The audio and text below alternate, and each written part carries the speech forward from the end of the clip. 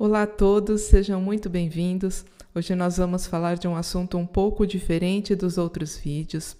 Acompanhando a interação que eu tenho com vocês, nos comentários, nas dúvidas, eu senti necessidade de trazer uma explicação sobre os conceitos que eu tenho apresentado nos vídeos. Interpretação dos textos, como eles se conectam, um pouco da matemática divina, da gematria, a explicação sobre as letras, enfim. Todos esses conceitos que nós aplicamos, é interessante que vocês conheçam de onde eles vêm. E é importante também para aqueles que não conhecem sobre esses temas, terem uma explicação mais clara para que possam acompanhar melhor os vídeos. Então eu farei cerca de 5 a 6 vídeos no máximo, cada um abordando um tema diferente. Vou trazer diversos exemplos da escritura, dos pergaminhos, da própria instrução que Yeshua dava acerca dessa interpretação. Enfim, vou elucidar bastante, exemplificar bastante todos esses temas. A princípio podem parecer assuntos um pouco chatos, mas não são. São importantes para a gente conhecer como interpretar corretamente os textos, de acordo com os conceitos da própria escritura, e também ter uma visão judaica, uma visão hebraica de todo esse contexto. O próprio Shaul, Paulo, na carta aos Romanos, ele diz que os oráculos foram dados aos judeus, ou seja, a inspiração divina dos textos e tudo que acompanha, não apenas isso, mas a sua interpretação, o modo de prática de tudo aquilo que foi dado para os judeus. Então, eles são a raiz de onde tudo provém e é com a raiz que nós devemos aprender. Então, eu vou trazer todos esses conceitos para vocês, procurar colocar tudo de uma maneira bem explicativa, bem elucidativa, e vocês vão ver como é interessante abordarmos, principalmente a Brit Hadashah, a nova aliança, entendendo esses conceitos. Eu vou fazer um vídeo exclusivo de exemplos do ensino de Yeshua acerca desses pontos, então eu creio que vai ser algo interessante. E hoje nós vamos começar apresentando os princípios de interpretação das Escrituras, também chamado de hermenêutica ou exegese judaica. Vamos lá então. E antes de começar a entender sobre a interpretação, a gente precisa responder essa pergunta fundamental. Por que conhecer as Escrituras através do hebraico? O ponto mais importante, o hebraico é o idioma da criação. Adonai criou tudo através da palavra. Essa palavra com certeza não era uma palavra isolada ou aleatória, ela fazia parte de um conjunto de outras palavras, com significados, com regras, ou seja, um idioma. E esse idioma da criação foi transmitido para o homem com a palavra de Adonai, com a sua mensagem, com a sua instrução. Então, esses já são motivos mais do que suficientes para a gente querer aprender do original, de onde vêm todas as coisas, porque apenas assim vamos ter um entendimento maior, uma revelação mais completa do que é de fato a mensagem de Adonai, a sua instrução, tudo o que ele quis passar para o homem. E vemos também que o hebraico não é simplesmente uma língua, mas é um código perfeito, porque foi criado por Adonai, ele não está sujeito às imperfeições humanas. Ele carrega dezenas de conexões, nuances, camadas, conceitos e significações em cada uma das suas letras e palavras. Quem começa a estudar um pouquinho do hebraico, mesmo que seja uma gramática bem simples ou apenas o formato, o estudo das letras, vai compreender que é um idioma diferenciado, que ele faz relações, conexões em nível muito superior a qualquer linguagem humana. Mesmo a própria gramática, quando a gente começa a estudar um pouquinho, vai entender que existem regras que são muito interessantes, elas fazem sentido com os mandamentos de Adonai. E ao longo do tempo, quanto mais você se aprofunda e compreende esses conceitos, realmente você vai ver que é impossível ao homem construir uma linguagem tão complexa quanto o hebraico, que consegue transmitir tantas mensagens em apenas uma letra, um traço, a colocação, o desenho de uma letra, a interação que ela faz com outra. É um idioma fascinante, porque ao mesmo tempo que ele é tão complexo, tem tantas nuances, ele é também extremamente simples para transmitir a palavra de Adonai. a ponto de que nenhuma pessoa, mesmo que não tenha conhecimento nenhum, seja incapaz de compreender a mensagem como um todo, na sua forma simples. Por que os métodos da exegese, da hermenêutica ou interpretação hebraica ou judaica são importantes? Porque eles são a chave para compreender os níveis mais profundos, seja da palavra, da criação, e aqui a gente envolve tanto o mundo visível quanto invisível, e do próprio Deus. Tudo isso, todas essas informações não estão disponíveis em nenhum outro idioma. Por quê? Porque quando é feita uma tradução, ela não carrega os princípios originais que existem no hebraico. Cada letra, cada interação de uma com outra, tudo isso forma um conceito, significados que não são possíveis, não são existentes em outro idioma. Então, toda essa parte mais profunda é perdida. Não há como ter toda essa significação que existe no hebraico em outro idioma. Logicamente, a mensagem será passada, mas não com todos esses detalhes e aprofundamento que a gente vê aqui no hebraico original. Quando esses métodos tiveram início, quando eles foram aplicados pela primeira vez? Esses métodos não são datados formalmente, mas alguns sábios consideram como sinaíticos, ou seja, foram dados na época do Sinai, na entrega da Torá. Quando foi dada a Torá escrita, foi dada também uma Torá oral, que era uma interpretação de vários pontos que não constam na Torá escrita. Então, esses métodos de interpretação que estão presentes em toda a Escritura também foram dados pelo próprio Adonai e foram conservados ao longo do tempo pela tradição oral, e em determinada época eles foram escritos, passados para o papel para que não fossem perdidos. Esses métodos de interpretação, não apenas para o conhecimento, mas também para a prática da palavra, estavam sendo usados então desde a entrega da Torá. E nós vamos agora analisar um pouco como eles estavam funcionando na época de Yeshua e também relacioná-los com o seu próprio método de ensino. Na época do Segundo Templo, e isso daqui engloba também um período em que Yeshua viveu, existiam duas grandes escolas de Torá, escolas de conhecimento e aplicação prática dos princípios. A Beit Hillel, ou Casa de Hillel, e a Beit Shammai.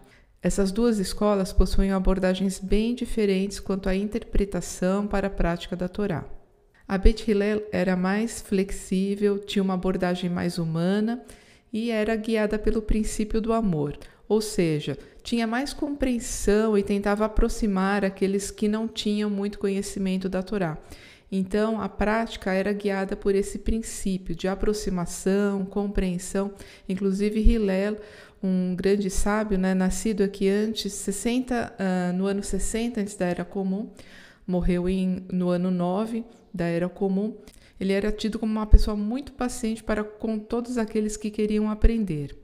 Por outro lado, o Beit Shammai tinha uma abordagem bem diferente.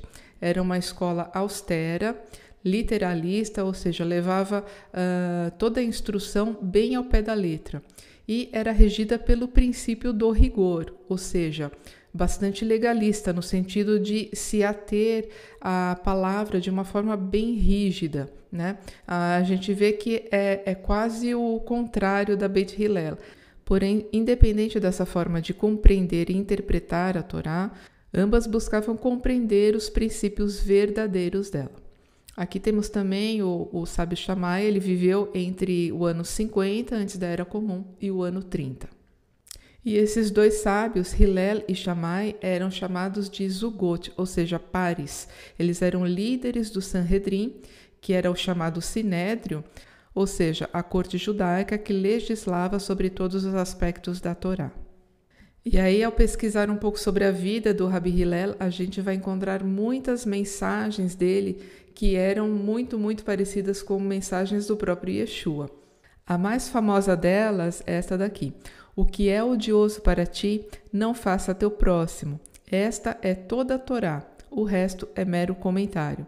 Essas daqui são as palavras dele para resumir a Torá. Está escrito no Talmud, Tratado Shabat 31a. Vejam só, a gente lembra muito rapidamente das palavras do próprio Yeshua aqui em Mateus 7,12, Portanto, tudo quanto quereis que as pessoas vos façam, assim fazei-o vós também a elas, pois esta é a Torá e os profetas. Aqui Yeshua, na verdade, ele tem a mesma abordagem, só que ele deixa essa mensagem um pouco maior, né?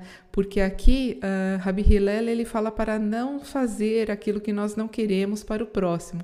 E Yeshua, porém, ele eleva um pouco essa mensagem, né? Ele diz que devemos ser proativos, fazer tudo aquilo que queremos ao nosso próximo, né? Tudo aquilo que desejamos para nós, vamos fazer ao próximo também. E este também é o resumo da Torá.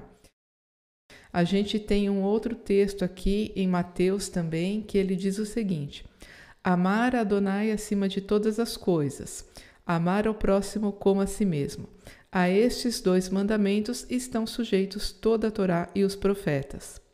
Então veja, ele está dizendo a mesma coisa. Inclusive, essas 2 frases que Yeshua cita, elas estão aqui nos versos respectivos de Deuteronômio 6:4, Levítico 19:18. Tem pessoas que consideram que Yeshua estava resumindo a sua aliança e criando esses 2 mandamentos, mas não é verdade. Ele está apenas citando a Torá, né, nesses 2 versos, e da mesma forma como Hillel fez um resumo aqui, o que é a Torá? Rabi Hillel, ele organizou a Torá dentro de uma única frase. E aqui Yeshua faz o mesmo. E o resumo dele é: a Torá é amor, ela se baseia no amor. É o amor para Adonai acima de todas as coisas e o amor ao próximo como a si mesmo. Nós vamos ver então que o método de ensino de Yeshua é muito parecido com a própria personalidade de Hillel. E nós vamos acompanhar isso através de uns comentários que ambos faziam, que eram muito parecidos ou basicamente iguais, ou seja, a interpretação que ambos faziam da Torá era muito próxima. Vamos dizer melhor, Hillel tinha uma abordagem, um entendimento sobre a Torá que era muito próxima daquilo que seria a Torá verdadeira, que foi o Messias que trouxe, né? Ele trouxe a mensagem perfeita da Torá. E Hillel era um grande sábio e tinha esse entendimento, uma vez que ele se mostrou tão próximo, tanto da personalidade, do modo de ensino de Yeshua, quanto dos seus comentários, daquilo que ele anunciava. Então, ambos tinham essa abordagem, né? Uma abordagem amorosa, calma, paciente, compreensiva. Nós vemos isso ao longo de toda a história de Yeshua, sempre tratando com muito amor as pessoas que não conheciam a palavra, sempre de uma forma muito amorosa. Esse era o ponto central da sua personalidade e da sua mensagem, o amor. Da mesma forma como ele resumiu a Torá, né? Ele também era este amor e veio trazer o amor de Adonai, mostrá-lo aos homens, a forma como nós deveríamos agir. E Hillel também tinha uma personalidade e uma abordagem de ensino da mesma maneira. E aí nós vamos ver algo interessante. Nesse texto aqui de Lucas 2:22-35, nós temos o seguinte: Shimon, traduzido por Simeão, que era um justo, foi revelado a ele que ele não morreria sem antes ver o Mashiach. Na continuidade dessa história, nós vemos que no dia da consagração de Yeshua, na verdade, essa consagração é a maneira como está traduzida, mas o que estava acontecendo de fato é o chamado Pidyon Haben, que é a redenção do primogênito. Este era um mandamento de Adonai. Todo filho primogênito, nascido de mãe judia e que não fosse da tribo de Levi, deveria ser remido no seu 31º dia de vida, ou seja, ele seguiria para o templo e seria apresentado ao sacerdote em trocas de 5 shekalim, 5 moedas. Essa era a redenção do primogênito. Então, o que estava acontecendo aqui? Os pais de Yeshua o estavam levando ao templo para esta cerimônia e, nesse mesmo momento, Shimon, direcionado pela Ruach, pelo Espírito do Eterno, também foi ao templo e ele encontrou-se com Miriam e Yosef, os pais de Yeshua, e ele profetiza sobre o menino. E a tradição judaica traz uma informação muito interessante. Ela diz que este Shimon que abençoou Yeshua era filho de Hillel. Isso daqui não é totalmente comprovado, mas é grandemente aceito. Então é muito interessante nós vermos que Yeshua, seguindo pelos passos de Hillel, né, pelos modos da sua escola, não apenas por isso, né, mas eu digo aqui, Yeshua veio depois de Hillel, mas Hillel tinha sobre ele o Espírito e tinha um grande entendimento do modo da prática da Torá, do modo como ser, né, e o Messias ele veio apenas a comprovar isso. Então é muito interessante, porque aquele que o abençoou quando ele ainda era uma criança recém-nascida, era filho de Hillel, a quem Yeshua seguiu no modo de conduzir os seus estudos.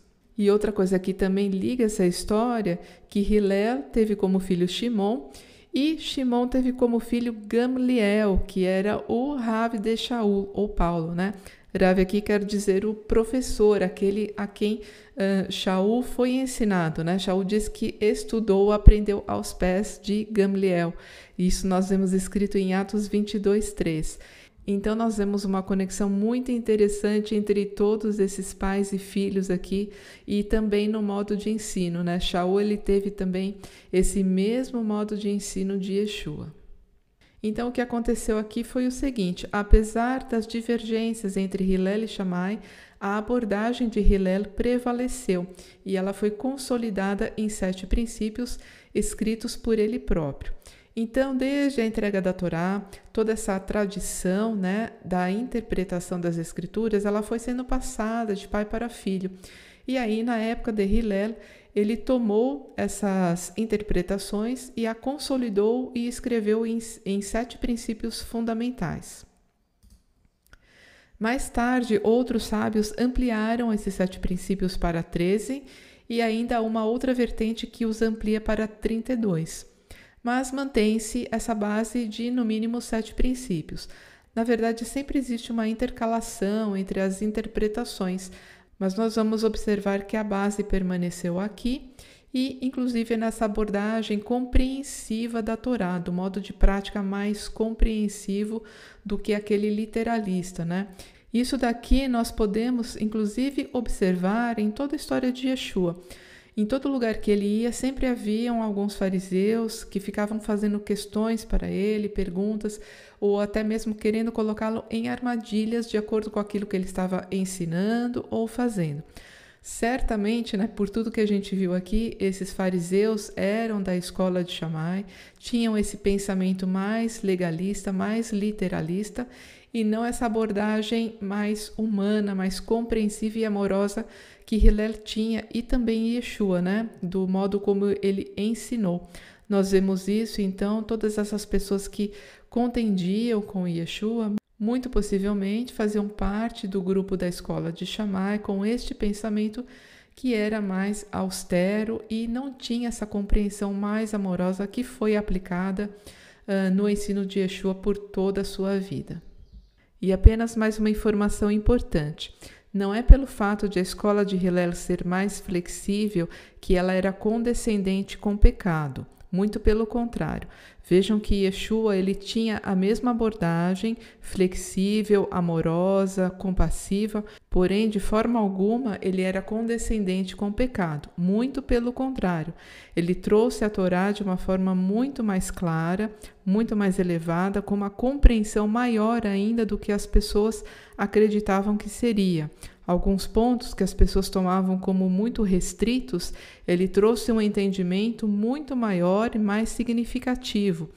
Então, essa condescendência com o pecado não existia, apenas a flexibilidade no sentido de explicar e tratar as coisas não por uma restrição extrema, né? A forma de tratar mais humana, compreensiva, mas de forma alguma condescendente com o pecado que é a transgressão da Torá, conforme lemos em Yohanan. E agora então, com todo esse conhecimento, nós conseguimos chegar ao ponto principal do vídeo, que são os princípios de interpretação da palavra. Nós começamos então com esses 7 princípios da hermenêutica, né, da exegese, da interpretação, que depois foram ampliados para 13 e também 32. Mas nós vamos nos ater basicamente aos 7 princípios por enquanto. A partir dos 7 princípios da hermenêutica, nós podemos aprofundar a interpretação e vamos analisá-la a partir de 4 níveis. Essa palavra aqui, Pardes, ela é um acrônimo ou um acróstico, ou seja, são as primeiras letras dessas 4 palavras em hebraico aqui. São 4 níveis em que a interpretação pode ser compreendida também. O primeiro nível, plan ou pshat em hebraico, ele é um nível literal, ou seja, aquilo que está escrito é aquilo que vamos compreender, é o aspecto mais simples da escritura. E apesar disso, todos os demais sempre devem concordar com o nível simples. É a leitura mais básica que nós podemos fazer. Aprofundando um pouco, nós temos o nível remes, que significa dica. É como se ler na entrelinha, ou seja, esse nível simples ele vai apresentar algo que não está escrito com todas as letras, mas vai nos apontar a algo mais, né? Então é um nível acima desse plano mais aprofundado. O terceiro nível é chamado de drash e ele significa procura, ou seja, além dessa dica, dessa entrelinha, existe algo mais a ser buscado. Nesse nível também existem as parábolas, sempre tem um significado diferente daquilo que estamos falando. Yeshua, ele trabalhava muito em cima de parábolas. Apenas aqueles que tinham um pouco de conhecimento e entendimento dado pelo Espírito conseguiam compreender o que ele estava falando, porque não era literal. Muitas vezes não era literal. Então, é um nível mais profundo ainda. E o último nível é chamado de sod, ou em hebraico oculto, mistério, segredo também. São níveis que possuem uma interpretação diferenciada e é a mais profunda de todas. E o nível sod, por sua vez, ele também se subdivide em muitos outros níveis. A gente usa bastante esse nível sod aqui nos estudos, né? Então eu vou mostrar para você algumas aplicações que existem sobre ele. O primeiro ponto é que o nível sod é uma interpretação metafísica, ou seja, onde a realidade deste mundo oculta a verdadeira realidade que é a espiritual. Ou seja, quando nós lemos um texto que diz respeito a tudo que estamos vivendo neste mundo, a coisas materiais, na verdade ele está ocultando, ele é apenas uma sombra da verdadeira realidade. Então, essa é a chamada leitura metafísica. É uma interpretação muito usada pelos sábios, porém é uma interpretação que demanda realmente um conhecimento anterior muito profundo, muito extenso sobre todos esses pontos, tanto da realidade natural quanto espiritual. O segundo ponto que existe dentro do nível sod é a gematria, ou seja, o que eu chamo de matemática divina, onde as letras são também números. Isso daqui nós conseguimos trabalhar com esse nível também, considerando que as palavras são equações, né? A soma de letras forma uma equação, forma uma soma. Nós conseguimos comparar palavras de mesmo valor e ter um entendimento amplificado daquilo que o texto está dizendo. Na verdade, nós podemos fazer muitos tipos de equação com cada palavra, né? Mas aqui nós nos atemos ao mais básico do básico, que é apenas a soma e o comparativo das somas. E dentro da gematria, vejam só, existem 25 métodos, né? O que eu costumo utilizar nos estudos é apenas o primeiro deles, é o mais básico de todos. Em alguns estudos eu já apresentei 2 tipos de métodos, né, para a gente comparar coisas que são semelhantes em 2 níveis, de acordo com esses métodos, palavras que são diferentes e se tornam muito semelhantes e vice-versa. E vejam só, na própria gematria já existem 25 métodos. Então, ou seja, são coisas realmente que vão se aprofundando cada vez mais. Dentro do nível sod, vamos encontrar também a sequência equidistante de letras. Esse é um método que permite encontrar a formação de palavras dentro de intervalos regulares entre as letras de um texto. E essas palavras complementam a mensagem que está no nível mais simples, o pshat. Esse é um método que ganhou maior importância nos tempos atuais, porque a tecnologia deu acesso a que o homem pudesse descobrir esses códigos. Algumas palavras com intervalos pequenos, como 2, 3, 4, até 5 letras, a gente consegue observar a olho nu. Mas passando disso fica muito difícil e aí realmente é só com a ajuda da tecnologia que nós conseguimos adentrar neste nível aqui. Ela faz parte também dessa matemática na qual foi construído esse grande texto da escritura. Eu vou trazer exemplos de tudo isso nos próximos vídeos. Quem não conhece ainda, fique tranquilo que eu vou mostrar ponto a ponto como acontece e como nós encontramos tudo isso. E um último nível que nós vemos aqui no SOD é o chamado sofrute, ou seja, que são sinais gráficos e escrita das letras que nos transmitem mensagens. Nós vamos abordar aqui no próximo slide os exemplos que existem dentro do sofrute. Então, apenas para resumir aqui tudo isso que estamos vendo, notem como realmente é um mergulho aqui. Nós partimos de 7 princípios para poder interpretá-la, ou seja, isso daqui já é um corte dentro da palavra, já estamos adentrando nela, né? Nesses 7 princípios. A partir desses 7 princípios, nós também vamos analisá-las dentro de 4 níveis. Vejam, cada nível desse daqui traz uma revelação diferente.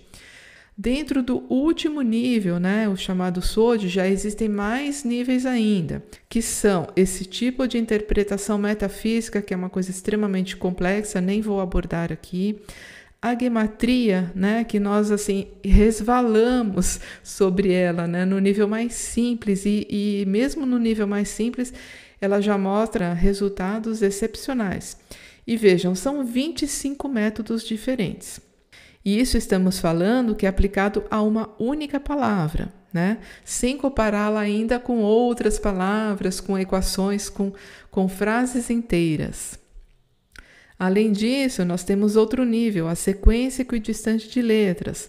Além da sequência, nós temos tudo isso que está embutido dentro do sofrute. Então, realmente é uma coisa infinita. Tudo isso nós conseguimos analisar letra a letra, palavra a palavra, e nos significados mais profundos. Então, vejam, o hebraico, ele é capaz de trazer tudo isso. Isso não existe em qualquer outro idioma. Nas traduções, nós vamos nos manter aqui, nos 7 princípios de exegese, né? No máximo, nós vamos adentrar um pouquinho nesses próximos níveis, mas a compreensão a partir do nível SOD não é possível em nenhum outro idioma. Apenas o hebraico possibilita a compreensão nos níveis mais profundos. Então, vejam, quando eu apresento para vocês que o hebraico é um idioma riquíssimo, o que eu quero dizer é que existe todos esses níveis dentro dele. Tudo isso que a gente estuda é apenas um resvalar nesse nível SOD, né? Então, existe muito para a gente estudar, muito para conhecer, né? Mas já é maravilhoso a gente compreender a grandeza que ele nos traz. Vamos abrir aqui tudo que envolve o sofrute, que é como foram escritos os textos, todos os sinais gráficos, a escrita das letras, a formação das palavras, tudo isso tem um significado. Tudo que está escrito de forma natural e de forma que não parece natural, de forma que vai contra algumas regras, tudo isso nos quer dizer alguma coisa. Então vejam, dentro do sofrute nós temos diversos itens, a começar por letras em tamanhos maiores, menores ou suspensas. Eu vou trazer exemplos de todos eles e vai ficar bem mais simples de vocês compreenderem. Hoje eu só vou mostrar aqui a quantidade de informação que a gente tem. Tudo isso pensando quando os textos foram escritos em pergaminhos, né? A gente tem a observação de tudo isso. Existem letras com formatos estranhos, diferentes e até letras quebradas. Todas elas têm um significado. Também observamos letras a mais ou letras faltando nas palavras. Isso daqui eu já comentei também em alguns vídeos, nós vemos esse fato aqui é uma coisa bastante corriqueira também. Os supostos erros gramaticais, ou seja, palavras escritas de forma incorreta, o verbo que não concorda com o sujeito, tudo isso nos parecem erros, mas não são. Todos eles apontam questões muito mais profundas. Um desses erros, que foi uma questão sobre as letras mem, aberta e fechada, eu trago como exemplo aqui neste vídeo, Miriam, significado do nome. Na verdade, é um vídeo que possui 3 partes, eu não me lembro em qual está, possivelmente na segunda ou terceira. Nós temos também um aspecto da escrita, que são duas letras hebraicas, as letras Samer e a letra Pei. Elas abrem e fecham textos. Essas duas letras, o Samer, quando ele é colocado, ele indica um plano fechado e o Pei um plano aberto. Isso daqui tem a ver com o número de espaços que deve ser deixado entre a continuidade do próximo texto. Então, aqui nós temos informação sobre textos que precisam ter determinado número de espaços ao redor deles. Eu vou trazer também exemplos para vocês verem como funciona.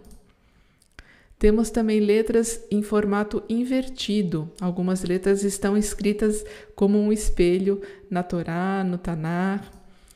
Temos também os nikudot, que são aqueles pontos que marcam as vogais. Algumas vezes eles são escritos como esses erros gramaticais, né, supostos erros. Existem nikudot que são diferenciados, eles são colocados, escritos de uma maneira estranha, diferente, ou eventualmente, entre aspas, errados. Temos também a questão dos tagim ou keter. Esse daqui eu apresentei o exemplo há pouco tempo. Quem acompanha o Instagram do canal viu que eu coloquei um exemplo de tagim no nome de Yeshua. É um assunto bem interessante esse daqui. Inclusive aqui nessa imagem de fundo nós podemos ver essa escrita que ela possui alguns tagim. São essas terminações aqui que são levantadas em algumas letras.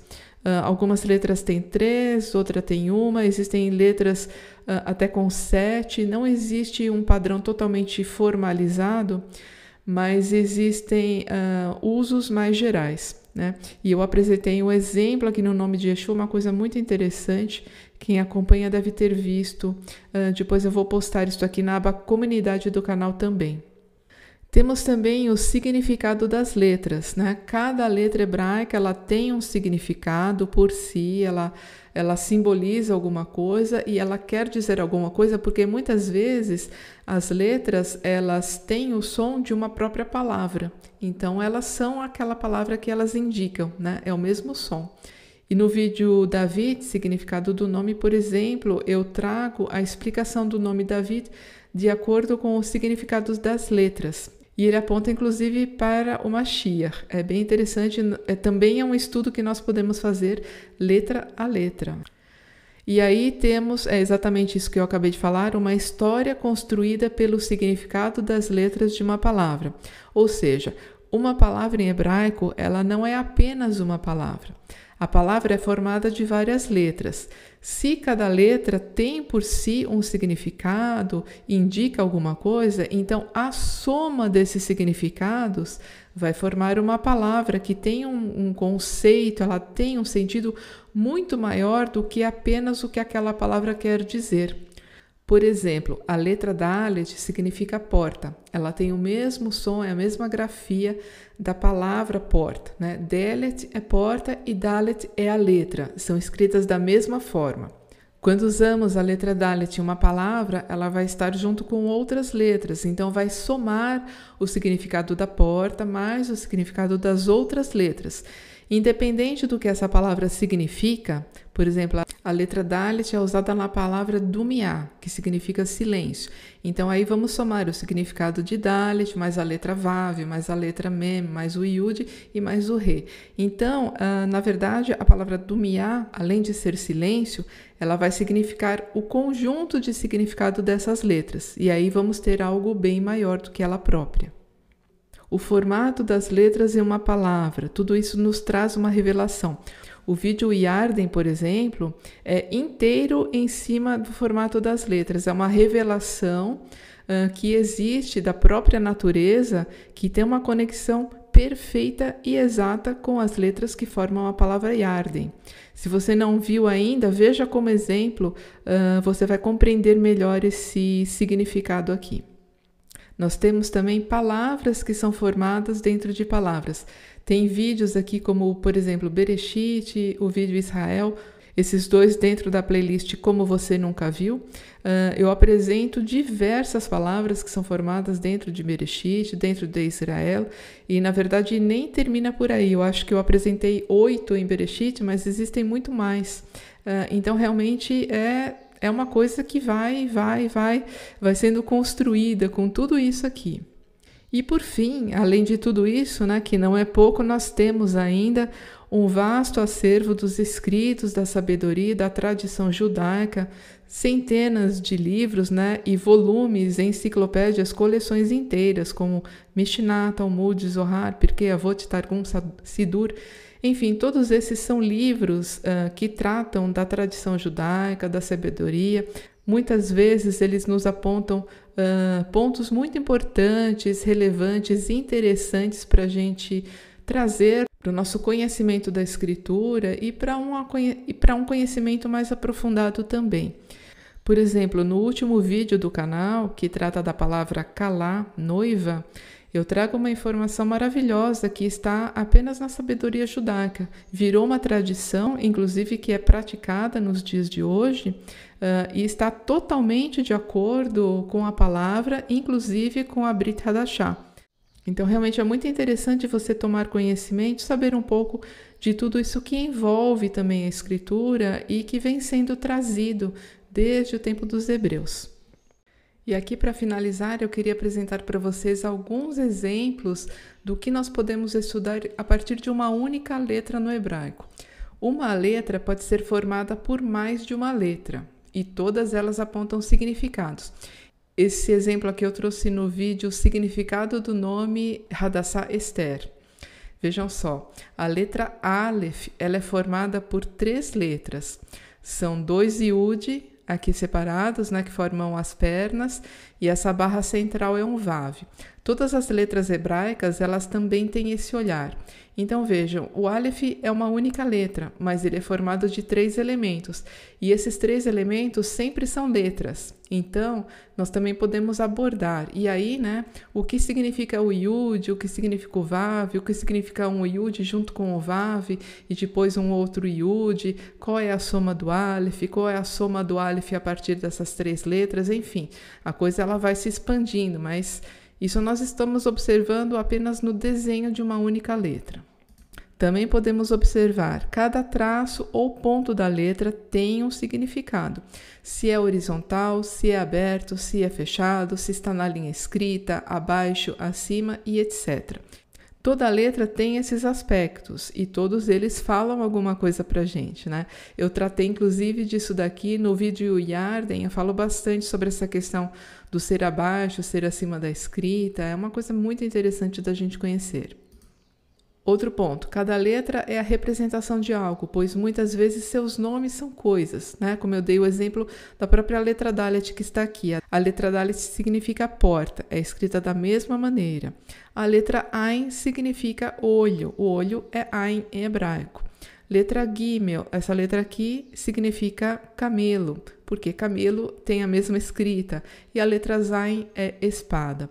Muitas outras letras têm esses significados também, né? Cada uma significa uma coisa. A gente também pode olhar uma letra sob esse aspecto. Outro ponto. A posição que a letra ocupa em uma palavra também importa. São como números em uma equação. Então, se o Dalet está à frente do Ain, se o Ain vem na frente do Dalet, enfim, toda a composição de uma palavra, ela é perfeita e ela expressa algo, expressa um peso, da mesma forma que uma equação. Às vezes, na equação, a gente pode mudar os números de lugar e não muda o resultado final. Mas, se você tem uma equação com parênteses, com colchetes, um pouco mais complexa, qualquer alteração vai mudar o resultado final. E assim também com o hebraico. As letras ou espaços que vêm antes ou depois de cada letra também são importantes. Aqui tem uma informação bem interessante, eu também trouxe isso daqui em um vídeo, no vídeo Bereshit, como você nunca viu. Existe um termo em hebraico que é chamado de fogo preto sobre fogo branco. São como as letras e o entorno das letras. Vejam que interessante, aqui nós temos a letra Pei, né? Aqui em branco ela está rodeada pelo preto, e dentro dela nós conseguimos enxergar a outra letra. letra Bet. Vejam só aqui, né? Então aqui, ó, a letra P está em preto e aqui nós temos uma letra Bet em branco, né? Esse formato exatamente aqui, vejam, a letra Bet cabe certinho dentro da letra P. Isso daqui tem um significado bastante profundo também, eu expliquei um pouquinho mais nesse vídeo Bereshit, não vamos nem retomar isso aqui, é apenas um exemplo. A gente pode entender esse fogo preto sobre fogo branco como a tinta sobre pergaminho. Então, os judeus dizem que toda essa informação que está ao redor da letra também é importante, porque se o espaço ao redor da letra estiver incorreto, a letra também não estará correta. E uma letra incorreta não pode estar na palavra, não pode estar na Torá. Inclusive, quando os pergaminhos são escritos e tem uma rasura, qualquer erro em qualquer uma das letras, ele não pode ser utilizado, né? Ele é descartado. Então, aqui é a mesma coisa. Tanto a letra quanto o espaço que envolve essa letra é importante. Os significados das letras se conectam nas palavras, assim as palavras são conceitos de muitas letras. Foi como eu dei aquele exemplo anterior da letra Dalet, que está dentro de uma palavra, né? Por exemplo, de silêncio, do miá. Então, a própria palavra silêncio, a gente pode analisá-la a partir dos significados que contém cada uma das letras, e aí vamos ter algo maior ainda. A posição que uma palavra ocupa também é importante, bem como o que vem antes e o que vem depois. Por exemplo, a palavra Bereshit é a primeira da Torá, a primeira da Escritura. Ela tem uma posição importantíssima lá e tem um significado muito profundo que dá livros de interpretação o significado dessa palavra ocupar essa primeira posição. Tem um vídeo também no canal que eu trato dessa questão da posição das palavras. São 3 palavras, Bereshit, Israel e Amém. São 3 palavras que têm uma conexão muito forte entre si e ocupam lugares destacados, né? Podemos dizer assim, na escritura. Então, a gente analisa a posição que essas palavras ocupam e vamos obter muita significação, muita revelação dessa posição, né? Isso vale para palavras e também para as letras. A letra que ocupa a 7ª posição na Torá, por exemplo, tem um significado. Enfim, é uma coisa que se estende mais e mais. Enfim, esses são apenas alguns exemplos do que a gente pode analisar numa letra ou numa palavra. E ainda nem começamos a analisar o conteúdo do qual elas falam. Então vejam como a coisa é profunda e vai longe. É infinito, a gente não chega, não tem como chegar ao final, uma palavra final sobre qualquer uma das coisas, porque são significados que se somam, se intercalam, se conectam e todos eles formam a escritura e toda ela é entrelaçada de uma maneira perfeita com cada uma dessas letras, cada um desses pontos, não há ponto sem nó na escritura, realmente é fascinante. Então, com tudo isso, eu quis apenas apresentar para vocês, né, toda a grandeza que o hebraico nos apresenta, que não existe esses níveis, né, a partir do nível Sod, não existe idioma nenhum que consiga trazer tudo isso para a gente. Então, se você, como eu, é fascinado por conhecer a profundidade da escritura, tem que ir no hebraico. A gente tem que buscar nessa raiz todas essas significações, essas conexões que nos levam níveis e níveis acima de uma interpretação mais simples. Porém, sempre é importante nos ater àquilo que a palavra está dizendo no nível Pshat, no nível mais simples. A gente não pode distorcer ou sair fora da mensagem principal, que é aquela que todo mundo pode entender. Isso aqui são níveis maiores, mais aprofundados para quem quer maior conhecimento. Porém, a prática da palavra é mais importante que o conhecimento. Tudo isso nos acrescenta, mas o mais importante é o nosso coração estar ligado a Adonai, estar ligado ao Mashiach e nós buscarmos o conhecimento para podermos praticar melhor a Torá, praticarmos melhor a palavra e agirmos de acordo com o que ela é. O amor, isso que Yeshua nos ensinou. O resumo da Torá é amor, e é isso que nós devemos praticar. Conhecendo mais, nós temos oportunidade também de praticar no nível mais elevado. Este foi, então, o primeiro vídeo sobre a interpretação. Na verdade, esta é uma introdução ao tema. O próximo vídeo eu vou tratar de todos os princípios de Hillel, dos 7 princípios. Em cada um deles eu vou aplicar os ensinos de Yeshua, vou trazer exemplos de como Yeshua nos mostrou, nos ensinou aplicando esses princípios, que são princípios que estão presentes aí desde o tempo dos hebreus para a prática da palavra. Espero que você tenha gostado. Muito obrigada pela sua atenção e até o próximo. Shalom!